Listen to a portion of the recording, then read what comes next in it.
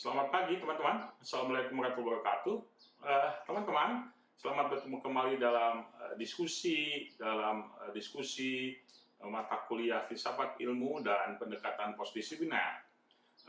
Pada pembahasan sebelumnya sudah dilakukan semacam latihan atau contoh dari sebuah pendekatan interdisipliner yang mengambil contoh bagaimana peran wanita wirausaha dalam konversi energi minyak tanah dan LPG. Ini adalah peristiwa penelitian beberapa tahun yang lalu, dan sebelumnya juga sudah dibahas bahwa ada suatu konsep dalam kerangka penelitian transdisipliner, di mana dan dalam transdisipliner dimulai dari penelitian multidisipliner, lalu interdisipliner dan transdisiplinernya sendiri. Nah, hari ini kita akan mendiskusikan bagaimana mempraktekkan riset transdisipliner dalam pendekatan kasus terkait dengan penyelesaian COVID-19 yang saya ambil. Ini bahan-bahannya diambil dari buku yang diterbitkan oleh OECD tahun 2000 yang lalu, bagaimana mereka belajar penelitian atau membahas menanggulangi pandemi COVID-19 dengan pendekatan transdisipliner. Ya, jadi sedikit mengulang terkait dengan bagaimana metafor pendekatan transdisipliner yang seperti Prof sampaikan ini adalah sebagaimana orkestra, ya. Jadi ada beragam alat musik, ada puluhan atau mungkin sampai ratusan, 100 orang lebih memainkan alat musik yang beragam, tapi dalam satu harmoni yang sama. Dan kalau melihat film bagaimana membuat menyusun simfoni ini, mereka latihan pada masing-masing individu, lalu ke masing-masing alat, lalu nanti latihan secara gabungan. Ya, Prof suka sekali menyampaikan terkait metafor pendekatan transdisipliner seperti orkestra ini. Ya, lalu sebelumnya juga saya sudah membuat model seperti ini. Ya, ini saya mengulang lagi bagaimana riset transdisipliner adalah inti keseluruhan setelah peneliti melakukan riset multidisiplin, lalu bersama-sama peneliti lain melakukan riset interdisipliner, berkolaborasi, lalu bersama dengan masyarakat, bersama stakeholder lainnya melakukan riset transdisipliner. Ini adalah model yang saya ulang. Nah, mari kita melihat suatu pendekatan pemodelan yang ada di dalam riset transdisipliner yang banyak digunakan hari ini oleh negara-negara di OECD. Ya. Terkait dengan histori sejarah, kemarin sudah disampaikan oleh Prof, mungkin bisa teman-teman membaca kembali bagaimana riset ini dimulai misalkan tahun 70, sudah mulai negara OECD untuk mencoba memikirkan suatu model penelitian untuk menjawab tantangan ilmu pengetahuan terhadap masalah-masalah baru yang disebabkan terutama oleh kemajuan teknologi. Ya. Lalu tahun demi tahun 80 sampai 90 juga sama, walaupun masih terdapat beberapa perbedaan konotasi, tapi kolaborasi antar disiplin ilmu sudah mulai. Dan tahun 1994 Michael Gibbons sudah mengusulkan suatu nama riset transdisipliner, bagaimana mengkolaborasikan riset para peneliti dengan para akademisi, juga termasuk dengan non-akademisi. Ya. Ini bisa dibahas oleh teman-teman, dan setelah itu kita akan melihat bagaimana riset disipliner digunakan oleh teknologi atau menggunakan sistem pemodelan. Ya, jadi penggunaan teknologi pemodelan dalam riset transdisipliner, jadi tidak hanya konsep teoritis, ini adalah semakin berorientasi pada kompleksitas dari permasalahan dunia nyata. Lalu model itu sering ditujukan sebagai proses.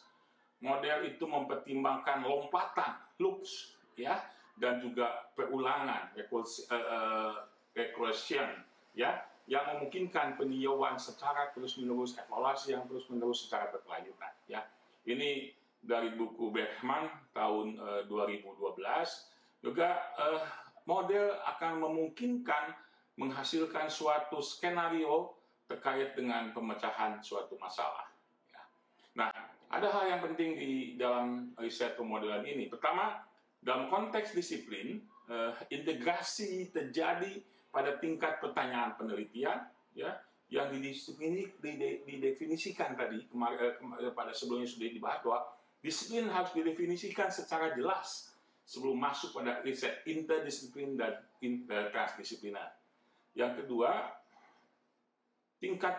pada tingkat multidisiplin pada tingkat awal, maka tujuan dan masalah penelitian praktis secara praktis juga harus diidentifikasi secara jelas, ya. Nah, dalam konteks antardisiplin, maka akan di permasalahan-permasalahan tadi dilihat dari sisi atau perspektif ilmiah, bagaimana yang muncul di permukaan terkait dengan masalah dan konsep teori yang akan menyelesaikannya, ya. Ya, jadi sehingga dalam penelitian transdisipliner nanti ada integrasi antar muka teori, ya, antara masalah ilmiah dan masalah sosial, juga masalah-masalah lain, baik antara peneliti, akademisi maupun non akademisi dan stakeholder yang lainnya, ya.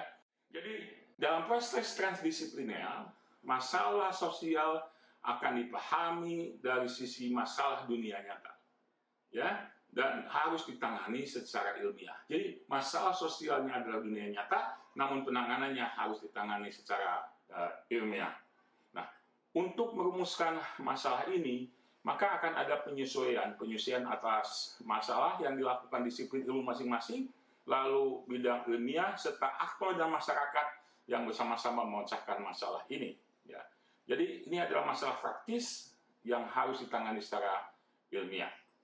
Nah, ini adalah dilakukan secara kerjasama, secara kolaborasi, ya, sehingga mengubah permasalahan masyarakat menjadi masalah ilmiah dan merumuskan pertanyaan penelitian menjadi pertanyaan penelitian ilmiah. Jadi konteksnya adalah permasalahan yang nyata, lalu dibahas dengan disiplin ilmu pengetahuan menjadi pertanyaan ilmiah yang akan dibahas secara akademis oleh beragam ilmu pengetahuan, ya. Itu dari Brickman, ya. Kita akan melihat suatu pemodelan. Pemodelannya adalah digambarkan oleh Brickman seperti ini, ya. Nah, ini adalah gambarnya. Kalau dijelaskan, ini bagaimana di satu sisi ada permasalahan problematis dunia nyata, masalah sosial, ya, di sebelah kiri. Lalu di sebelah kanan sana ada permasalahan atau jawaban yang digunakan secara eksak, secara keilmuan, secara scientific process, dan di bawah adalah di sebelumnya sebelah kiri adalah social problem, sehingga masuklah pembahasan dalam suatu construction of common sense research objective. Jadi menjadi masuk dalam satu konstruksi riset ilmiah, ya. Nah, ini adalah pemodelannya. Lalu nanti ada bagaimana scientific discourse-nya, bagaimana diskusi-diskusi ilmiah terkait dengan penyelesaian problem itu. Lalu di dalam proses sosial juga akan terlibatlah aktor sosial, lalu bagaimana NGO, bagaimana problem penyelesaiannya, bagaimana intervensi sosialnya. Nah, ini semua akan menjadi suatu pengetahuan yang pengetahuan baru yang di sini disebutkan model New Connectable Knowledge. Jadi pengetahuan yang hubungkan antara dunia nyata dan pengetahuan ilmiah dalam suatu hubungan yang baru, dan nanti akan menggabungkan, mengintegrasikan dalam satu riset interdisipliner. Di dalam interaksi sosial akan menghasilkan bagaimana sosial praktis, dan bagaimana di sisi ilmiah akan menghasilkan scientific practice. Mari kita lihat contohnya sebagai berikut. Dan pembahasan akan dimulai dengan model-model seperti ini, ya. Jadi kita akan mulai dengan modelnya dulu terkait dengan ditemukannya masalah COVID di masyarakat. Itulah nyata, itu adalah masalah kompleks. Itu sudah dalam waktu singkat sudah menjurang ke berbagai dunia, hampir seluruh dunia kena. Lalu apa yang dilakukan? Masing-masing negara, masing-masing melakukan. Ya, lalu kita lihat bagaimana scientific prosesnya terlebih dahulu. Ya, nah ini sebagai contoh. Nah, scientific proses dilihat bagaimana dari sisi epidemiolognya, bagaimana di sisi ilmu virusnya. New virusnya ternyata ketahuan ini COVID-19 dan hari ini sudah berkembang menjadi beberapa varian misalnya.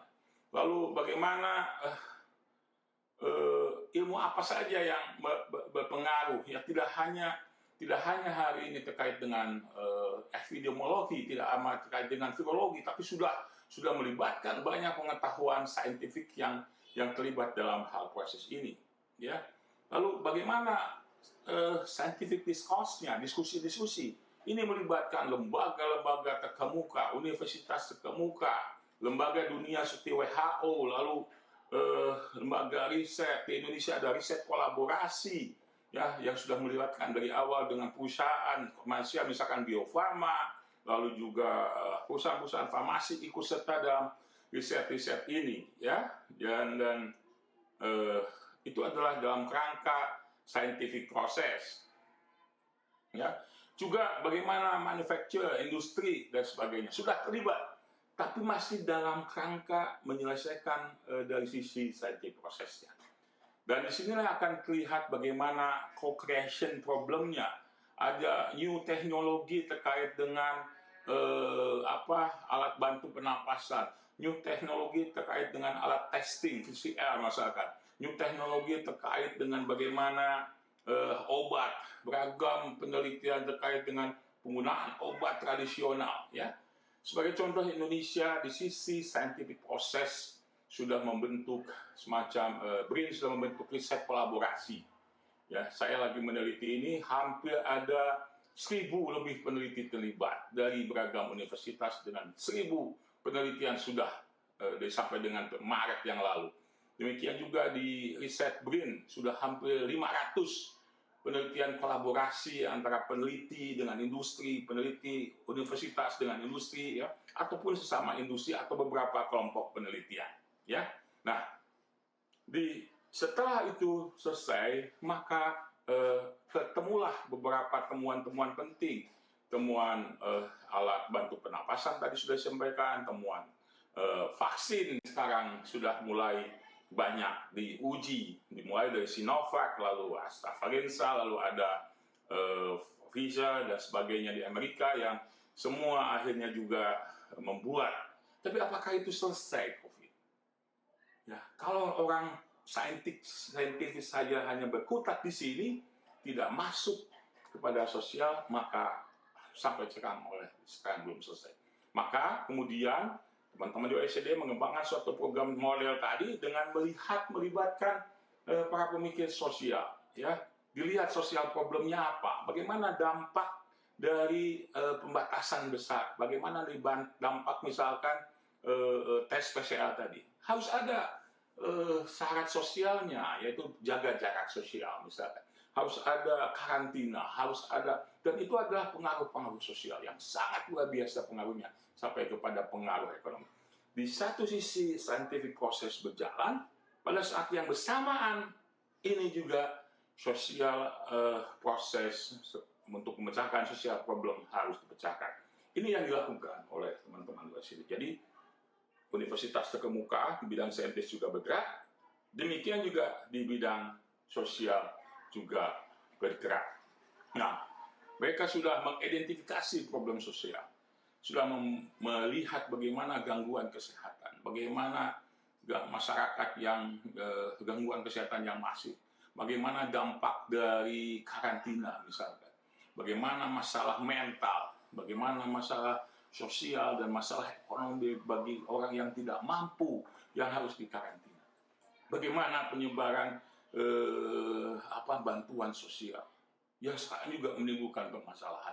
Jadi COVID ini sudah tidak masalah virus saja, tidak hanya masalah kedokteran saja, tapi sudah lebih parah lagi adalah masuk ke masalah sosial. Ya, bagaimana pembatasan mudik misalnya membuat berapa ribu orang harus putus PHK, pekerjaan dan sebagainya. Jadi muncullah, dan ini didiskusikan, ada social discourse di antara para aktor, ya, media, ya.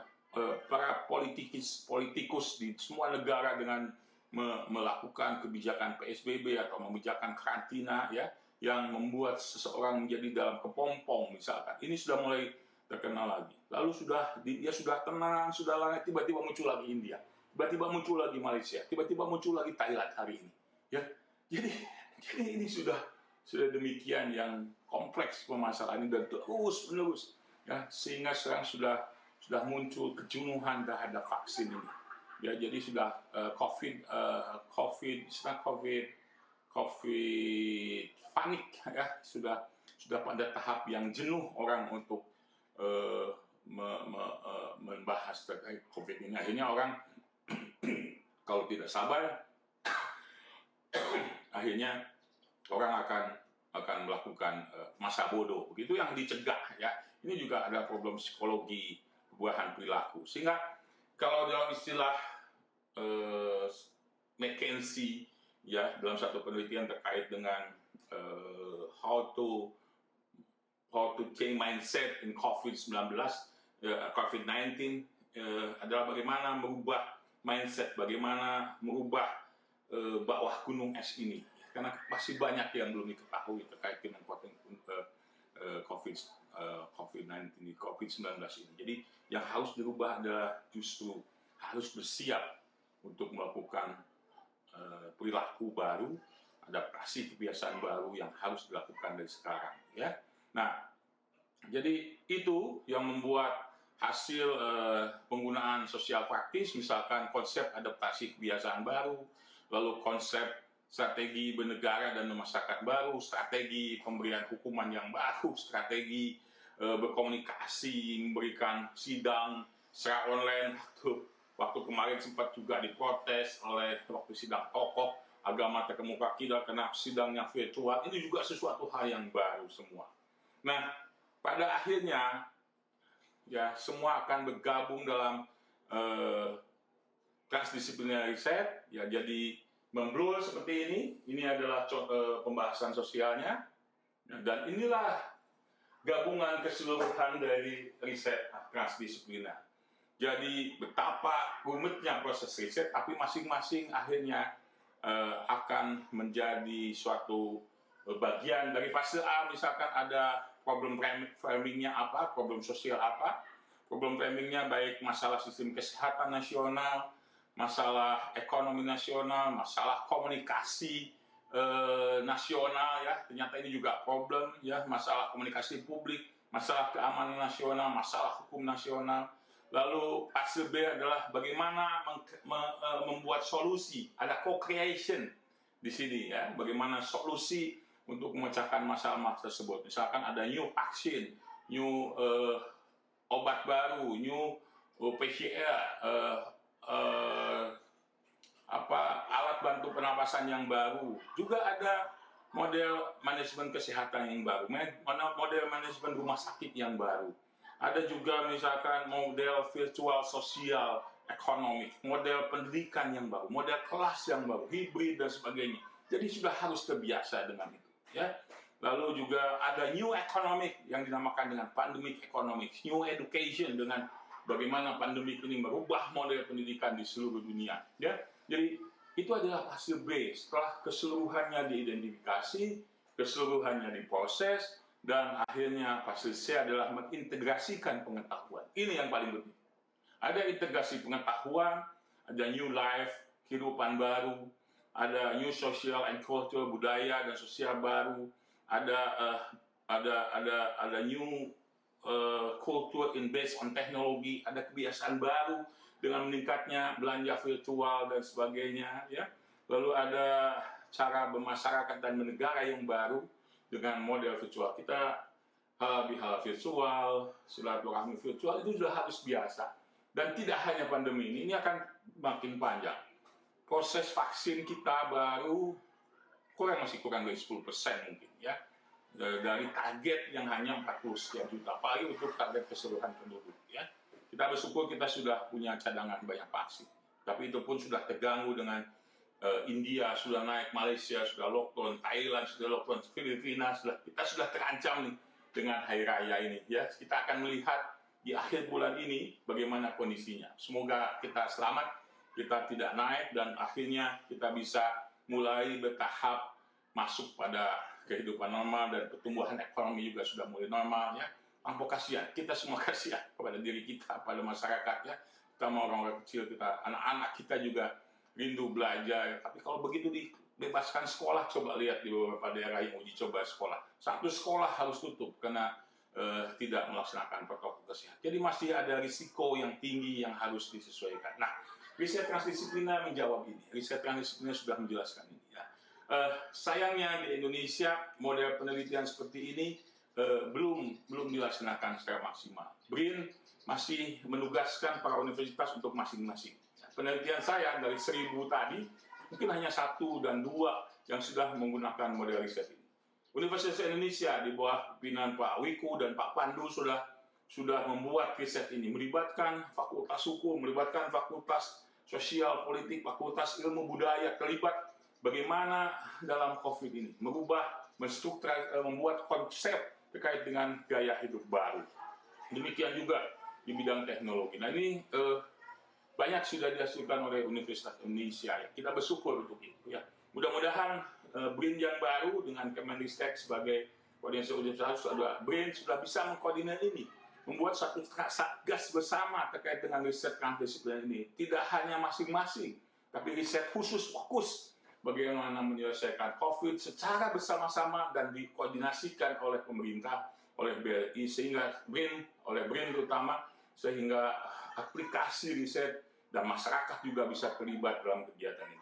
Ya, jadi ini adalah contoh bagaimana riset transdisipliner, dan untuk mencari tema-tema penting hari ini sudah pakai media analisis sosial network ASN, kita sudah tahu apa yang sedang tren dengan model-model seperti ini. Lihat bagaimana diskusi terkait COVID di media, mana yang penting sebarannya seperti ini, lalu diskusi terkait konflik juga ada sebaran seperti ini. Nah ini adalah model-model baru dari perkembangan riset kita, ya. Dan mudah-mudahan bekal yang singkat ini bisa membantu teman-teman lebih memahami terkait dengan riset interdisiplin dan transdisipliner, dan tentu mudah-mudahan kita bisa mempraktekannya dan bermanfaat bagi masyarakat. Terima kasih. Salam.